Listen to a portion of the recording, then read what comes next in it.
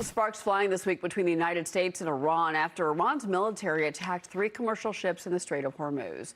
CENTCOM says that the United States has struck around roughly 170 Iranian military targets over the last few days to degrade Iran's ability to attack tankers and civilians in the Strait of Hormuz.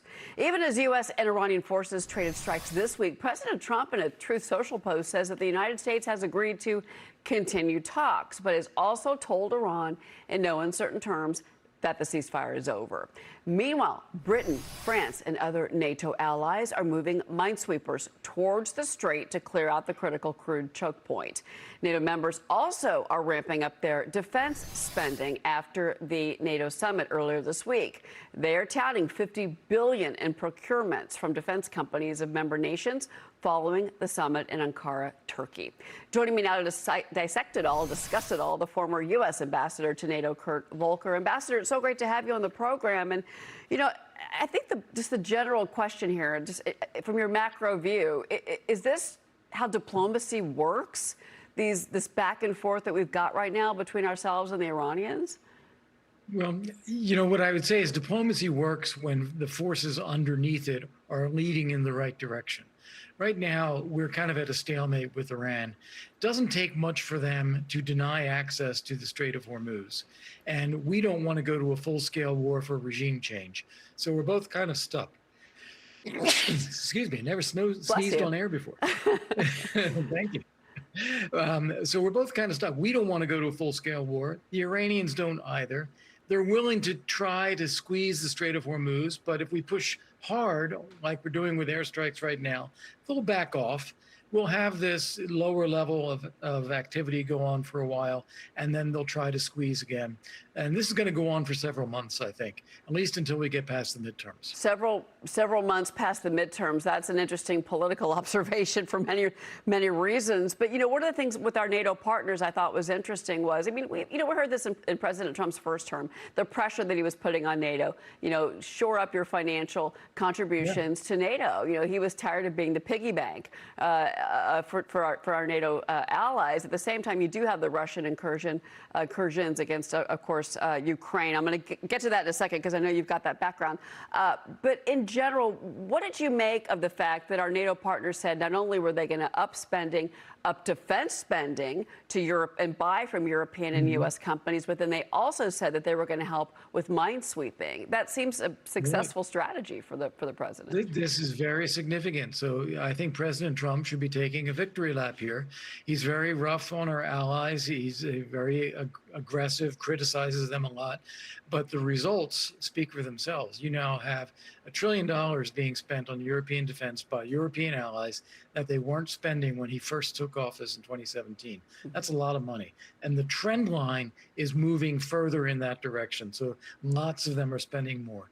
He called out a few that are not, like Spain, but the majority are moving in the right direction. And then also, you know, I think we take some of the blame for the way the Iran war got off track at the very beginning with our allies. We didn't consult with them. They weren't aware that this was going to happen. We didn't ask them for anything. And then President Trump was later unhappy that they didn't help. But they, you know, what could they have done, and what's the military operation that they can fold into? But now that has been worked out a little bit more. It's more clear. We are moving towards a more stable situation. There's a need for freedom of navigation, help with minesweeping, and that's something our European allies are prepared to help do.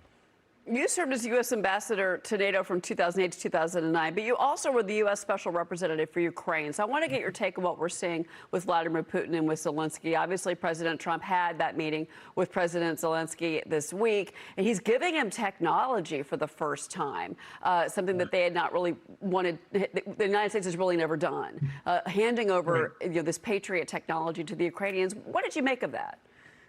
I think that is a brilliant move. I think that we don't have enough Patriots in the system right now to begin with. So we need them. The Israelis need them. Our Gulf allies need them. The Europeans need them. The Ukrainians need them. So there aren't enough there. And Ukraine, as we've seen, is getting pounded by Russian missiles. They're targeting Kyiv, they're targeting civilians. So they really need better air defense, and they need the Patriot missiles. So letting them build them on their own under a license from us solves many problems at once.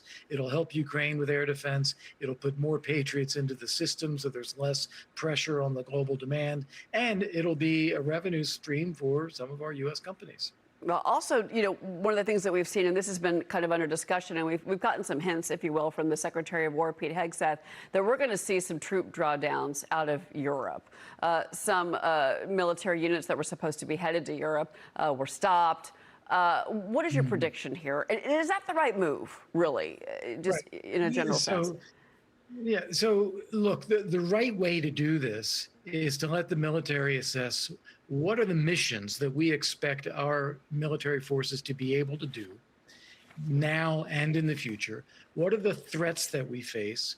And therefore, what is the force mix that we need and where do we need it? And that's the kind of assessment that it constantly goes on. And occasionally we do a full-scale assessment and we make some changes. The emotional rhetoric that you sometimes hear, oh, we're going to take 5,000 troops from here, we're not going to send them there, that is kind of just loose talk. The right way to do it is the way we're actually doing it and what was discussed at the NATO summit. Do a force posture review. Look at where the Europeans are headed in their capabilities. Look at what our global demands are. Rebalance this so we get the best out of it for everybody. So I think that's where we're actually headed, and I think that's a good thing. Ambassador Kurt Volker, I'm sure that you were watching everything that transpired this week, and a lot of it really is such a different scenario than what we saw under the Biden administration. Things have really changed. Well, you serve by presidents, so you've got a viewpoint for many of them. Seen a lot. Yeah, Ambassador. There you go. Ambassador, thank you so much for your time today. Really great to speak with you.